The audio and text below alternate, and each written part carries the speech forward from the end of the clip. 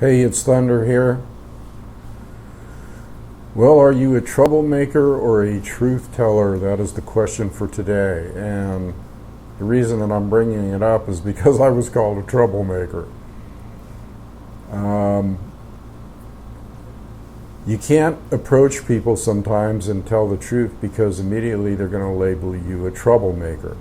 And I'm sure that that's what the CIA has on my dossier at the top, troublemaker, as a lot of people probably are.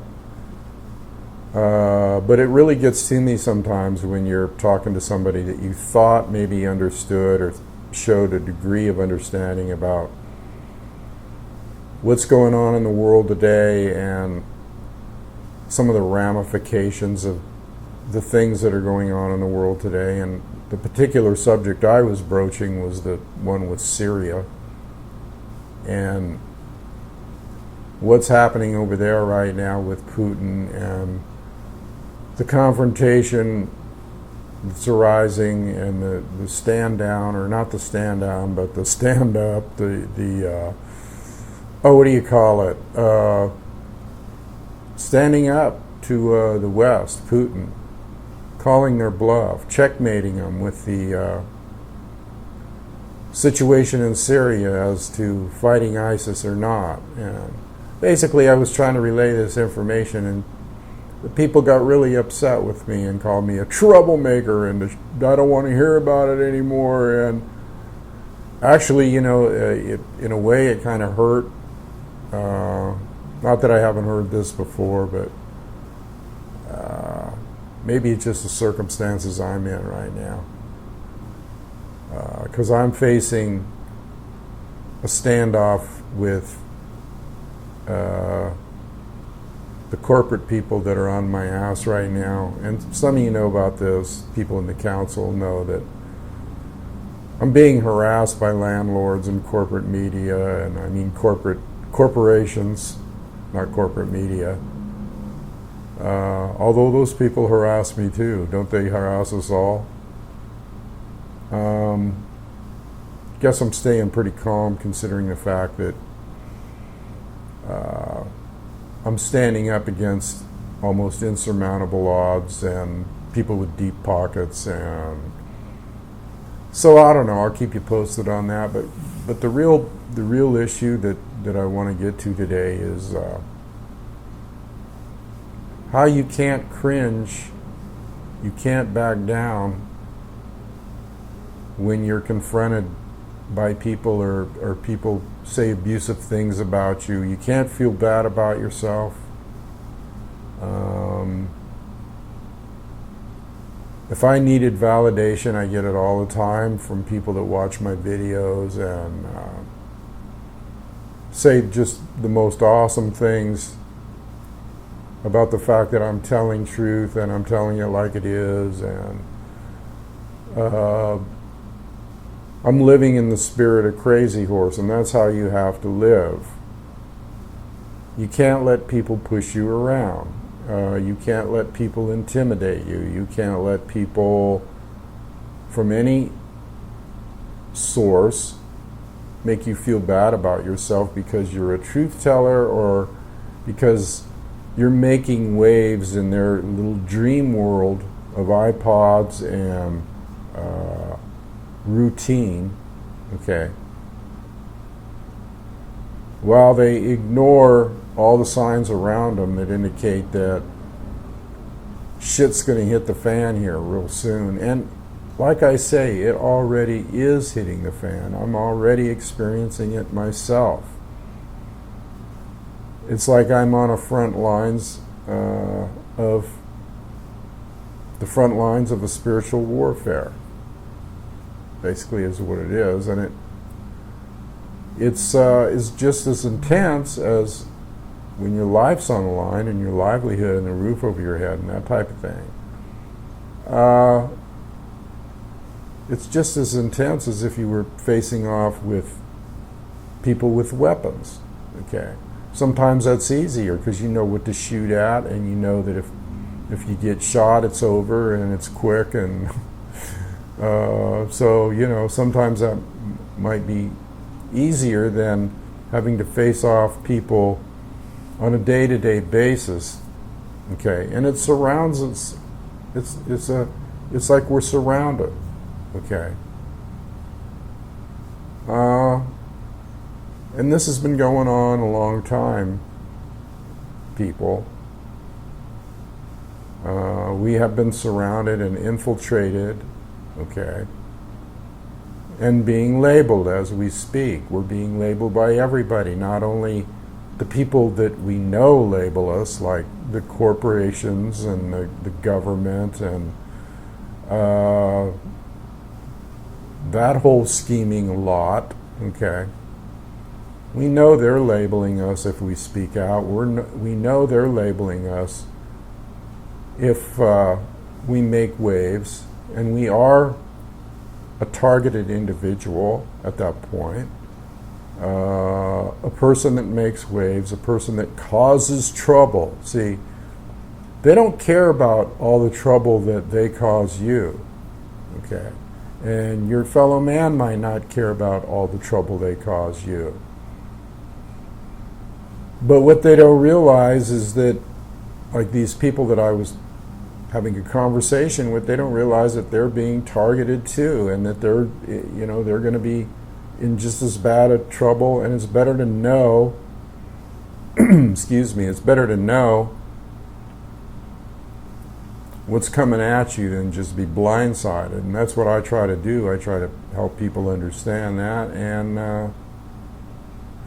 I just didn't need to hear that word troublemaker pinned on me when I'm going through what I'm going through, because then, it almost makes you have second thoughts about yourself. Well, am I a troublemaker? Well, no, I'm not, okay?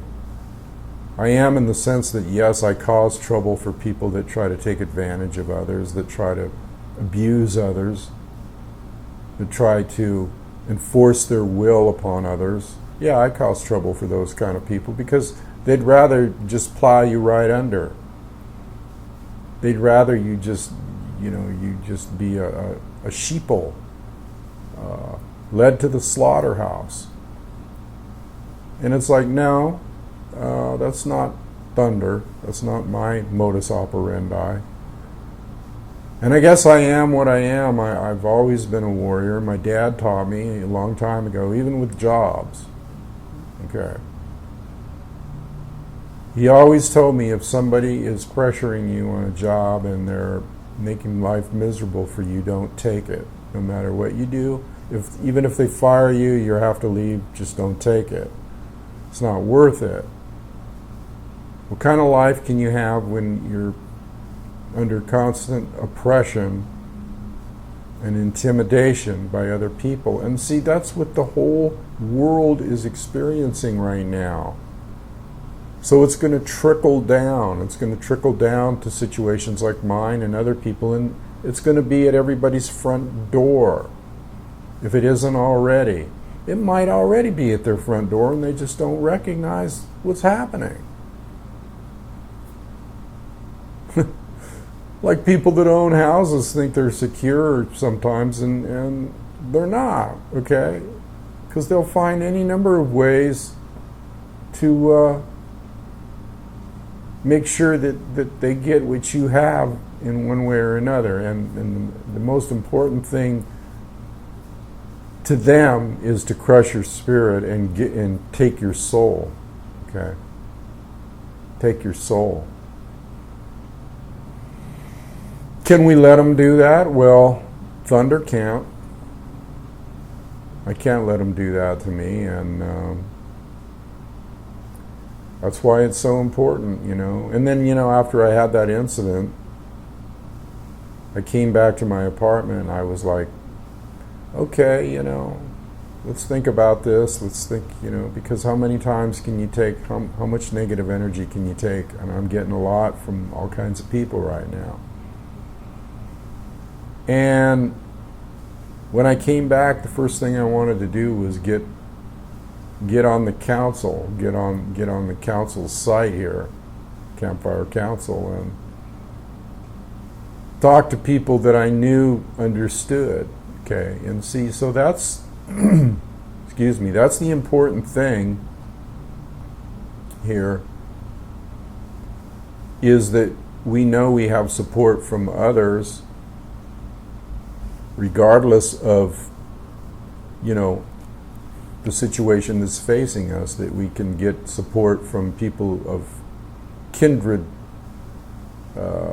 kindredness, is that a word? Kindred souls that understand and are sensitive and that are undergoing the same kind of things that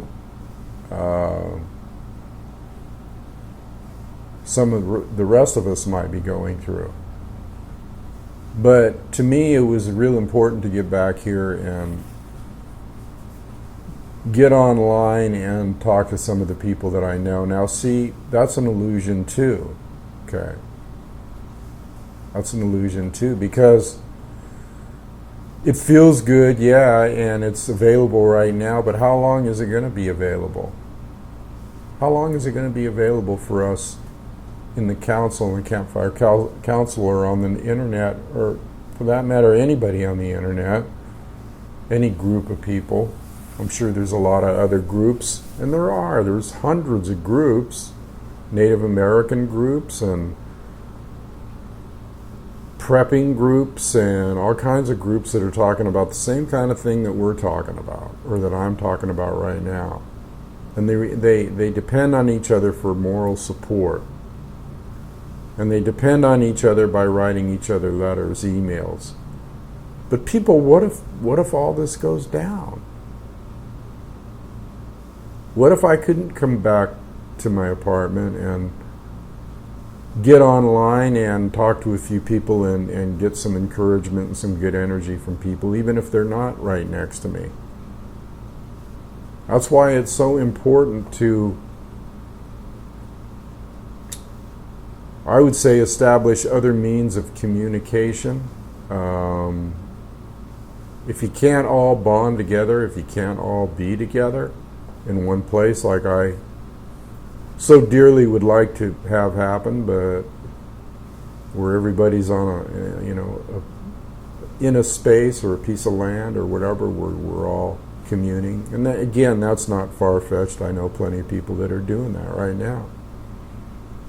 But if you can't have that, and your only other alternative is to seek solace through the internet, what happens when that goes down?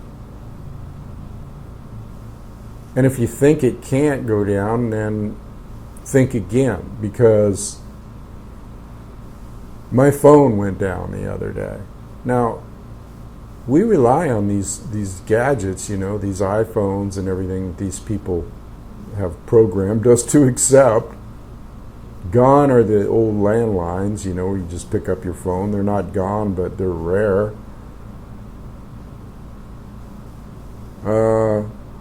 My phone went down the other day, and it was because I was getting an upgrade or something, and all of a sudden it flashed on the phone and said, yeah, you have to push this button, it's time to upgrade your iPod, and boom, boom, boom, and they had a little app that came on there, and there was no way of getting around it.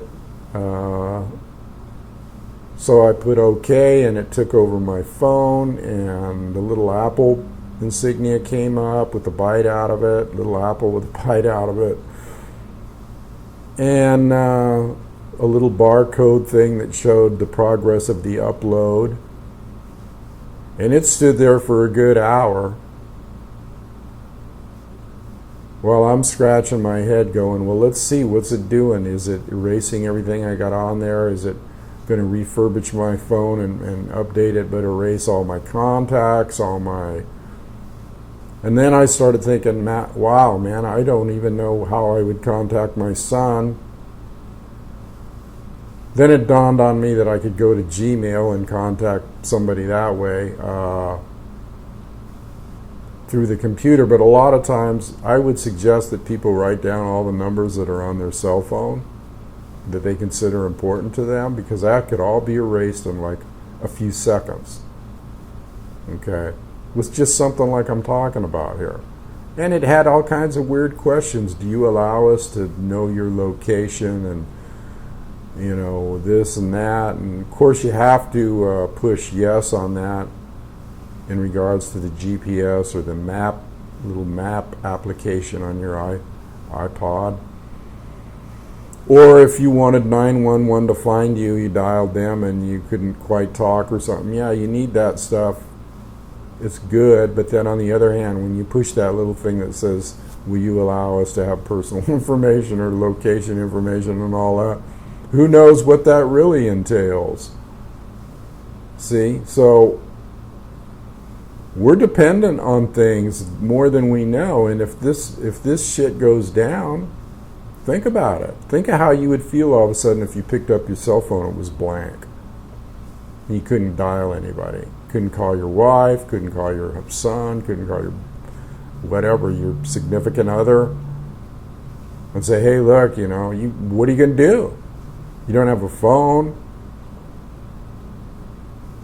And then let's take that scenario one step further and say that the phone goes down and the computer goes down. So there's no getting on the computer and sending an email to them, and there's no getting on the computer and dialing up through Gmail. So you're basically SOL, shit out of luck, if you lose communications.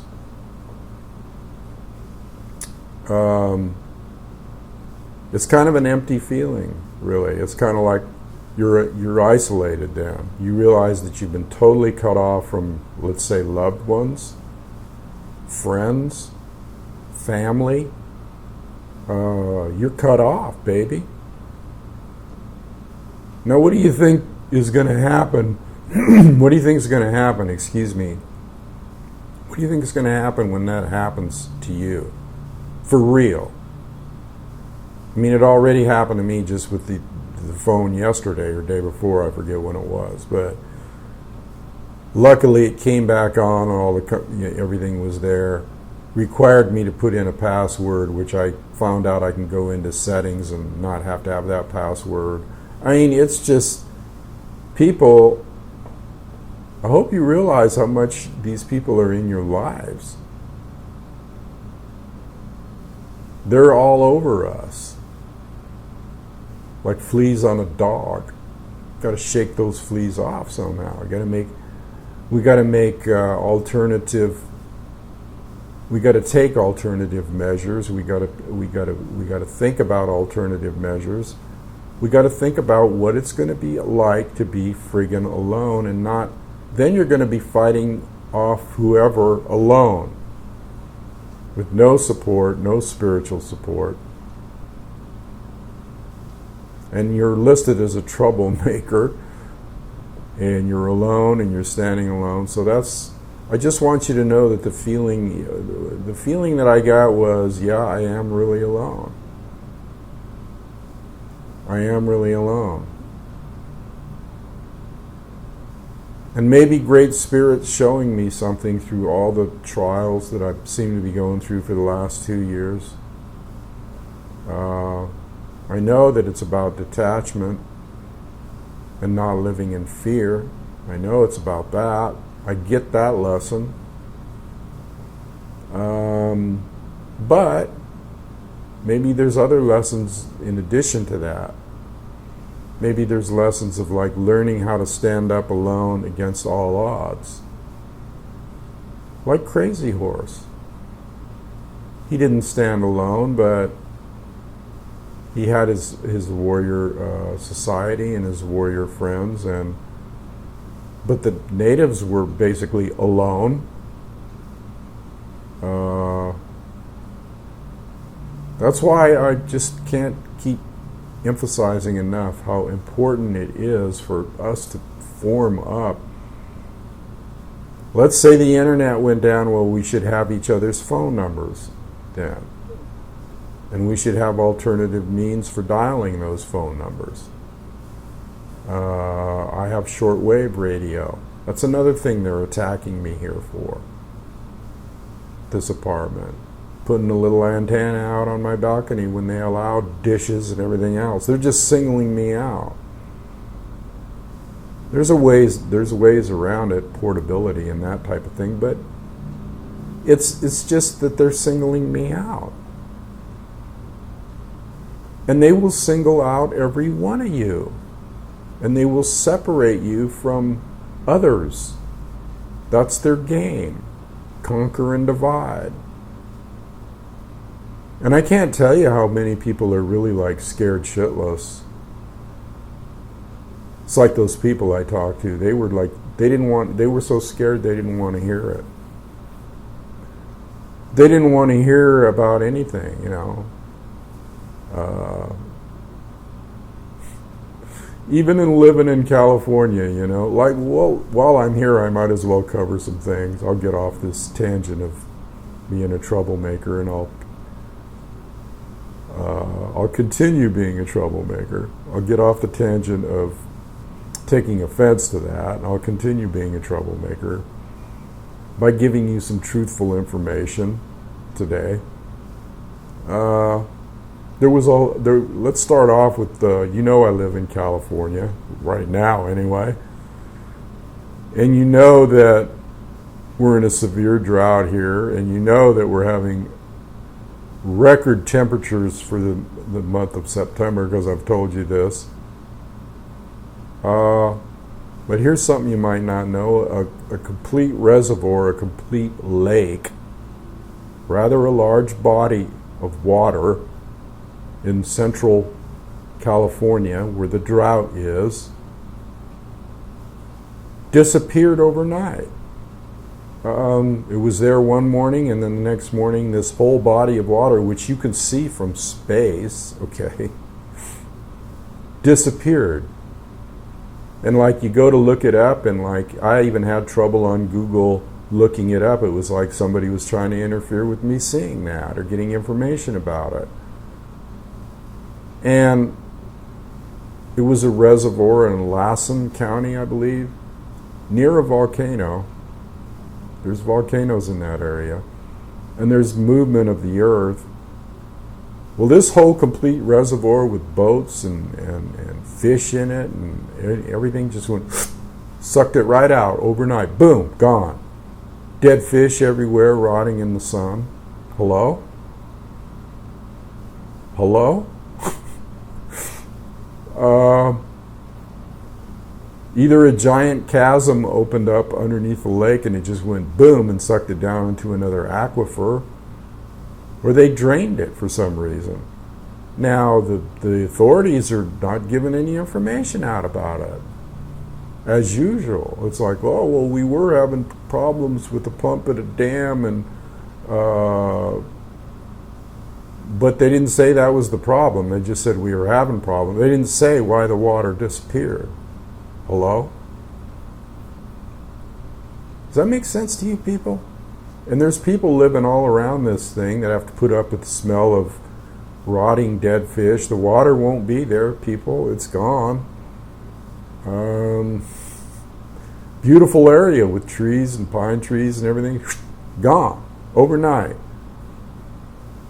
Now you hear of lakes disappearing slowly and being funneled off and that type of thing, but just overnight? Overnight? I wonder how many tank cars on a railroad train of water that was.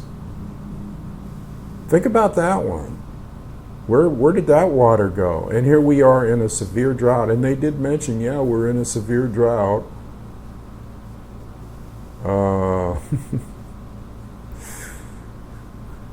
That's just one thing happening here in California, along with a severe drought, high temperatures, bodies of water just being sucked right out overnight. This could be a precursor to a large fault movement, anything that they don't want to tell you about. Or it could be they siphoned off that water for a specific purpose that they don't want to tell you about. I can't see how that water could get siphoned off overnight, though. A large body of water like that. Gradually, maybe. But to be like somebody pulled a cork out of a bathtub, that's very unusual. The other thing that I was talking about before, that I was talking to these people about, was the Syrian thing, which is, before I get to that, there was a blood moon eclipse last night. Wow. Talk about me feeling insignificant or looking at mankind as being insignificant. I wonder how many times that happens. That's probably like a once-in-a-lifetime deal. I haven't really looked it up, but to see a blood moon, eclipse, full moon, all three things, blood moon, full moon, eclipse, that was pretty awesome. That happened last night.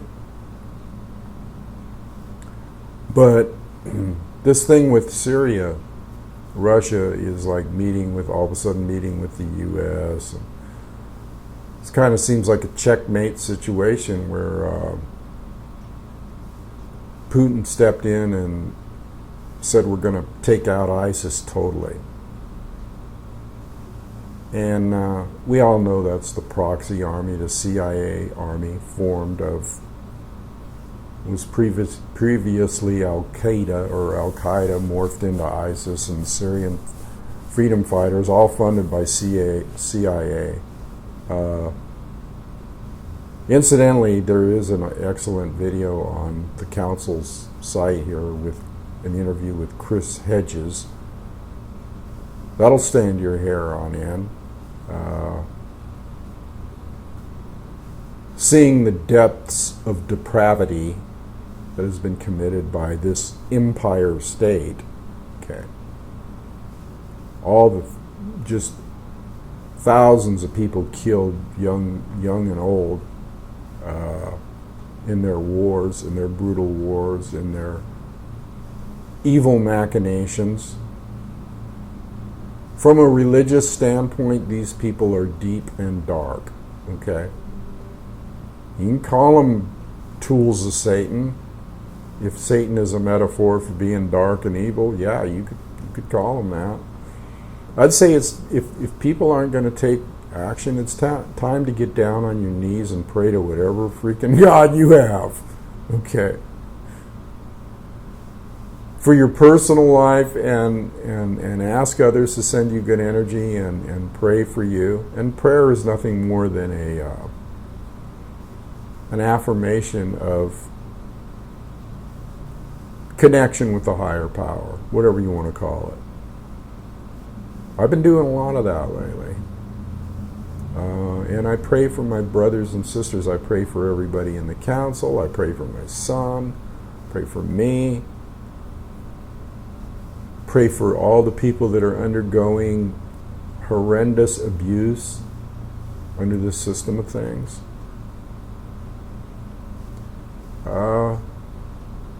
So, you know, I'm one of the people that is a T person, a targeted individual, a troublemaker. It feels kind of good, really. It feels better to go down fighting than it does to just sit and languish there and not do anything about a situation that may arise against you or others or the community as a whole. It feels better to cop that attitude about hoka, hey, it is a good day to die, rather than die fighting or die on your knees. Take your pick. You're going to go anyway, right? So do you want to go feeling like you've been neutered spiritually and physically? No. That ain't for me. I'll go down fighting. Okay, so if you don't see thunder around here, who knows what could happen to me. But I'll use this medium to ask for your support and help and prayers and backing in any way I can.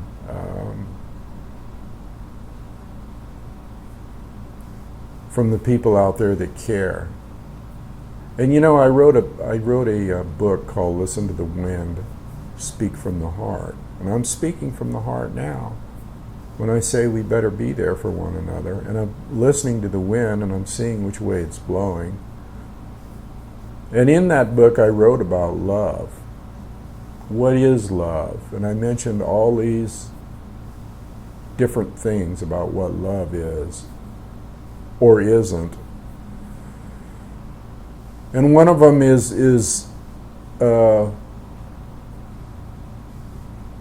just little things, like, you know, when you go out to dinner and a person says, I got it. In other words, they got the bill. Don't worry about it. That's love to me. Or, what can I do for you? Or, what can you do for your pet? What can you do for nature?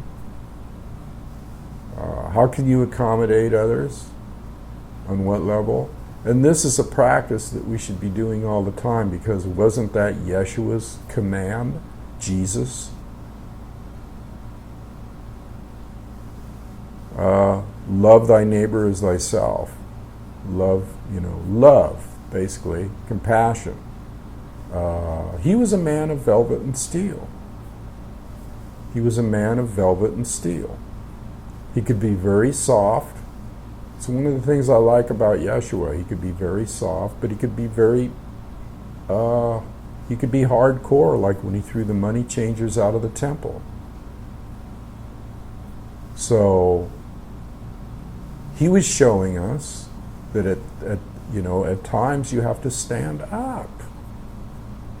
You have to stand up. Enough is enough. So anyway, I guess that's kind of a long enough video for today. Just remember, T for troublemaker or truth teller. How do you look at yourself? Don't look at yourself as a troublemaker. You're not making trouble at all. I got news for you. If you're telling the truth and people don't like it and they consider you a troublemaker, if you stand up to tyranny and people don't like it and they call you a troublemaker, or if you say that this isn't the way things are and people call you a troublemaker, you're not. That kind of should be a compliment. That's what I finally figured out, is like, if they're calling me a troublemaker, that's a compliment. It means I'm not sitting there like a vegetable, and I'm being proactive in